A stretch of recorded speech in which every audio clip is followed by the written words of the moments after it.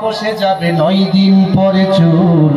কবর গৃহের সামান নিতে করিও না কেউ ভুল। কবর জায়গা ভালো নয়, কবর জায়গা ভালো নয়, কবর জায়গা ভালো নয়।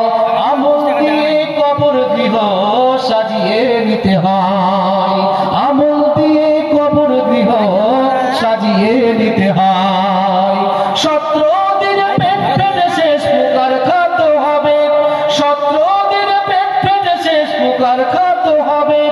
60 দিন পরে গোশত থাকবে না, কঙ্কাল পড়ে রবে।